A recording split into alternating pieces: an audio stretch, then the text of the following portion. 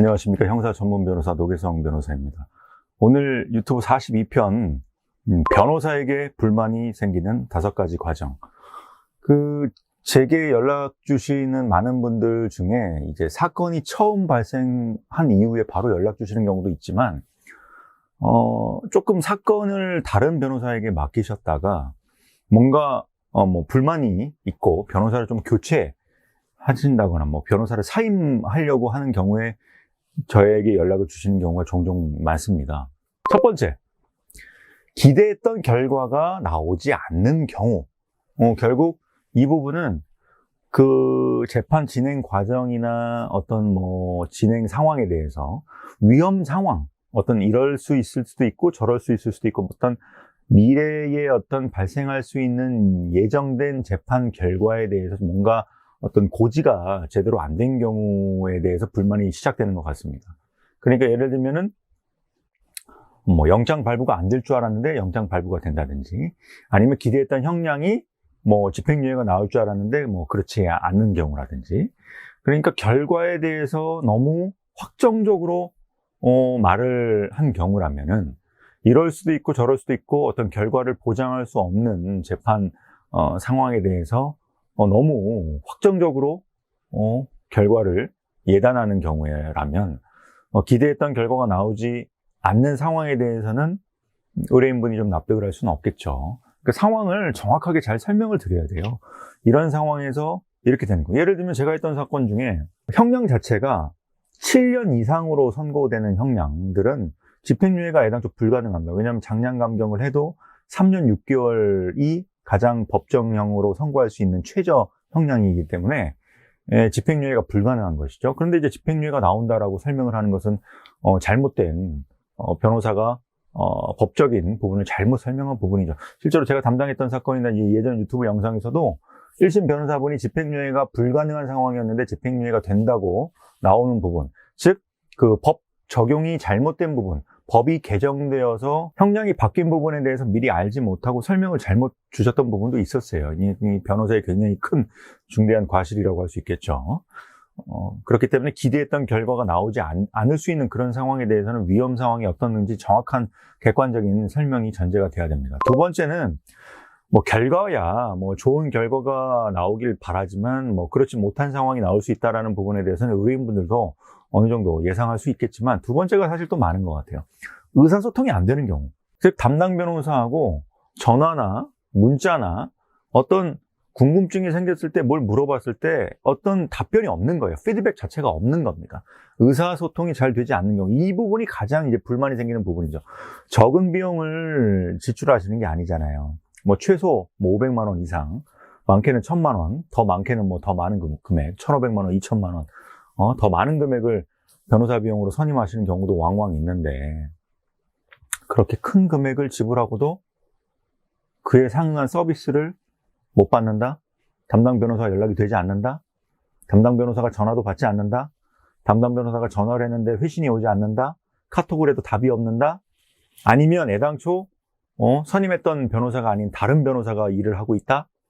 그리고 사무장이 법률 변호사 자격이 없는 다른 분이 이 상담을 해주고 있다? 이런 상황 자체는 의사소통이 제대로 되지 않는 것이고, 비용 지불에 상응한 법적 서비스를 받지 못하는 상황인 것입니다. 저 같은 경우도 어제 제가 밤 12시 넘어서 집에서도 일을 하는 경우가 종종 있습니다. 왜냐면은 집에서 회사에서도 일하는 경우도 있지만 집에 가서도 회사랑 똑같은 이 모니터 2개와 어떤 근무 환경을 제가 만들어 놨기 때문에 저희가 이제 아들을 재우고 한 10시부터 한 새벽 2, 3시까지 이제 서면 작성이라든지 업무를 계속 이어나가는 경우도 있어요. 집에서 또 간식도 좀 먹으면서 휴식을 취하고 새벽에 또 일을 하는 경우도 있는데, 어제 밤 12시에 어떤 분이 저한테 이제 카톡으로 상담이 온 거예요. 새벽인데. 근데 새벽에 연락 주시는 분들을 보면은 굉장히 마음이 다급하고 이미 패닉 상태에 있는 상황이기 때문에 밤에 연락을 하면 안 되지만 마음이 급한 나머지 저한테 연락을 주시는 경우가 있습니다. 근데 저한테 카톡으로 이러이러한 상황에 처해 있고 밤에 연락드려서 죄송하지만 연락을 드려서 이런 상황이 있습니다라고 저한테 카톡을 주시면 제가 딱 보고 이제 제가 이제 하고 있는 어려운 사건에 비해서 간단한 사건들은 바로 제가 즉답이 가능하거든요. 간단히 말씀드렸죠. 사건이 굉장히 제 입장에서는 간단한 사건이지만 그 의뢰인 입장에서는 굉장히 중대한 그런 사건이었던 것이죠. 저 같은 경우는 밤 12시가 넘어서도 의뢰인분들하고 카톡을 하는 경우가 뭐 비일비재합니다. 왜냐하면 제가 새벽에 연락드리는 경우도 있고, 저는 뭐 24시간 카톡으로 상담을 하고 있기 때문에 그냥 그렇게 해야 또 뭐 의뢰인분들 입장에서도 궁금증을 남길 수도 있는 거고, 카톡으로 뭐 문자를 주시면 제가 확인을 하고 답신을 드리는 부분은 뭐 어렵지 않으니까요. 그러니까 제가 의사소통을 이렇게 자유자재로 하기 때문에 저한테 실제로 전화가 오는 경우는 실제 제 의뢰인분들 경우에서는 그렇게 많지는 않아요. 왜냐하면 필요한 경우는 제가 오히려 밤에도 연락드리고 하겠지만 미리 카톡으로 의사소통을 충분히 하기 때문에 결국 이제 두 번째, 의사소통이 잘 되지 않는 경우는 이제 불만이 생기는 시초가 되는 것이죠. 세 번째, 재판 및 서면 준비가 제대로 되지 않는 경우. 결국 이제 변호사가 업무 수행을 하는 데 있어서는 의사소통도 하고, 뭐 경찰에 연락도 하고, 수사관과 연락하고, 경찰, 검찰, 수사관과 뭐 검사님과 연락을 하고, 판사에게도 변론을 하고 이런 부분이 있겠지만, 실질적으로 가장 중요한 부분은 서면입니다. 변호인 의견서. 재판이라는 것은 서면을 기준으로 해서 수많은 사건들을 처리하고 있기 때문에 결국 업무 비용에 있어서 가장 중요한 부분을 차지하는 것은 변호인 의견, 서면이거든요. 근데 문제는 이 서면에 대한 서류 준비가 제대로 안 될 뿐만 아니라 이 서류가 의뢰인에게 미리 제공돼서 이 내용에 대한 피드백이나 컨펌 자체가 없는 상태에서, 사전 확인이 안 된 상태에서 법원 내지 경찰, 검찰에 제출되는 경우가 있다 이겁니다. 그러니까 자기가 어떤 법적 서비스를 어느 정도의 수준으로 받고 있는지 정확히 잘 모르는 것이죠. 왜? 그 서면 내용을 미리 확인할 수가 없으니까. 아니, 결국 그러니까 변호사가 그냥 믿고 알아서 해주겠지라고 하는 그런 아니라는 생각만 가지고 하셔서는 절대 안 되는 것입니다. 그리고 또 사전 확인이 된다고 할지라도 그 서면의 수준 자체가 그 지불한 그 비용에 상응한 그 수준 자체가 아닌 경우가 있거든요. 이번에 제가 또 수임 상담을 한 사건 같은 경우도 서면이 한 페이지밖에 안 돼요. 그러니까 이거는 시간 자체를 쓰지 않은 준비 내용의 그런 허접한 수준의 서면이 제출된 겁니다. 물론 그 담당 변호사가 누군지 확인을 했을 때 그 변호사의 어떤 열성이나 경험이 부족한 부분도 있었지만 최소한의 어떤 준비 자체가 안 된 그런 수준의 서면 내용도 있었기 때문에 서면 준비가 제대로 안 된 경우도 당연히 불만이 생기는 경우겠죠. 네 번째, 의뢰인이 원하는 목표에 부합되는 그런 변론이 되지 않는 경우. 그러니까 이거는 결국 의사소통이 전제가 돼서 의뢰인이 진짜 원하는 그 니즈와 목표가 무엇인지, 의뢰인이 요청한 그 목표에 부합되는 변론이 돼야 되거든요. 근데 문제는 변호사가 생각하는 부분과 의뢰인분이 생각하는 부분이 조금 불일치하는 경우가 있어요. 그래서 수많은 의뢰인과의 그 상담과 대화의 조율 과정이 필요합니다. 변호사가 알아서 해주겠지, 변호사가 진행하는 부분이 최선의 결과가 아닐 수도 있어요. 실제로 제가 했던 사건 중에 기존의 변호사가 했던 사건을 제가 기존 변호사가 사임되고 그 다음에 제가 선임을 해가지고 사건 처리하는 부분 중에 그 사임한 변호사가 했던 기존 업무 처리 방식을 보면 잘못된 내용이 있었습니다. 근데 그 잘못된 내용의 처리에 있어서 기존 그 의뢰인분과 많은 의사소통 과정은 있었지만 변호인이 주장하고 뭔가 강력히 요청하는 부분에 대해서 의뢰인분이 처음에는 반대를 했지만 그 반대를 계속 버티질 못하셨던 상황이 있었어요.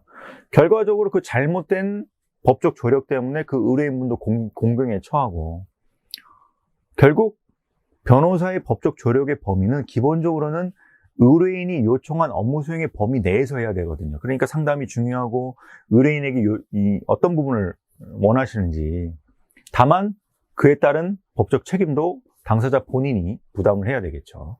그러니까 결국 의뢰인의 원하는 목표에 부합되는 그 변론의 방향이 전제가 돼서 회의 과정도 거치고 상호 협의가 돼가지고 유리한 부분이 뭔지 불리한 부분이 뭔지 이런 거를 잘 논의가 됐었어야 되는데, 의뢰인이 생각하는 부분과 변호인이 생각하는 부분이 일치하지 않았을 경우 이거를 잘 조율하는 과정이 있어야 되는데 그렇지 못한 상태에서 변호사의 일방적인 변론이 된 경우 나중에 불만이 생기는 경우도 많이 봤습니다.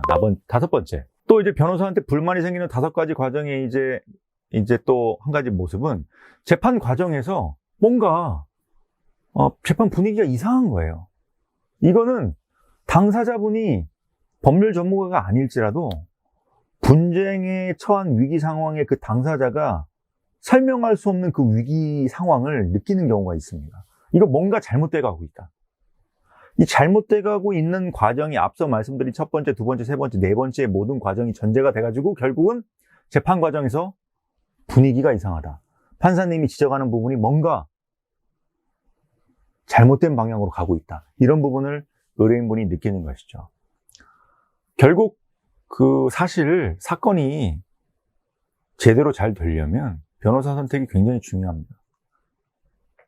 사실 저 같은 경우도 형사사건은 전문적으로 하고 있고, 제가 유튜브에 나와 있는 모든 내용이 제가 직접 처리했던 정말 있는 그대로의 내용을 가감없이 보여드리고 있는 부분이지만, 또 제가 해보지 않은 그런 유형의 사건들에 대해서는 제가 또 전문성이 없는 부분도 있습니다. 그런 부분에 있어서는 막상 또 어떤 변호사를 선임해야 될지 굉장히 막연하게 느껴지는 부분, 그런 부분도 있고, 결국 그런 부분을 찾아야 되는 것인데, 사실 변호사를 선임할 때는 그런 부분을 잘 검토하고 판단해야 되는데 그런 부분 좀 어려운 부분이 있는 것은 사실입니다.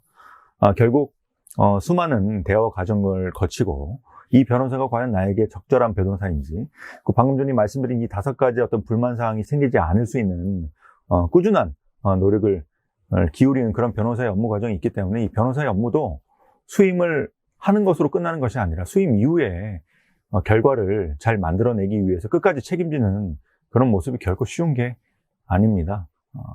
저는 다행스럽게도 제가 업무 처리를 하면서 의뢰인분이 먼저 저를 사건 처리 중간에 사임을 요청한 적이 단 한 번도 없습니다. 그런 상황을 만들려고 하지 않은 부분도 있지만, 그래도 제가 이 방금 전에 설명드린 그 5가지 어떤 불만사항이 생기지 않도록 꾸준하게 노력을 했기 때문에 지금도 업무 처리를 잘 하려고 하고 있고, 앞으로도 더더욱더 소명의식을 가지고 잘 수행을 하려고 노력하고 있습니다.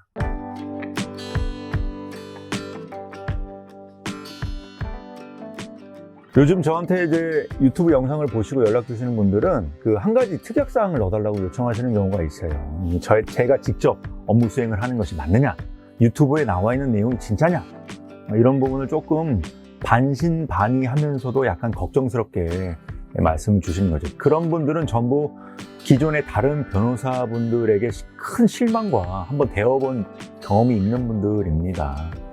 제가 말씀드린 이 불만이 생기는 5가지 과정이 생기지 않도록 저도 좀 노력을 하고 있습니다만, 의뢰인분들이 처한 법적 분쟁 상황이 워낙 다양하고 또 이해관계가 또 이렇게 충돌하는 부분이 있기 때문에 이런 부분도 의사소통 과정이 있어야 되고 또 그에 상응한 변론 준비가 되어야 할 것으로 생각되는데요. 한번 분쟁 상황에 처하신 분들은 제게 연락을 주시면 제가 알고 있는 범위 내에서 상담을 드리고 도와드릴 수 있는 범위 내에서 있는 그대로 제가 법적 조력을 드리도록 하겠습니다. 감사합니다.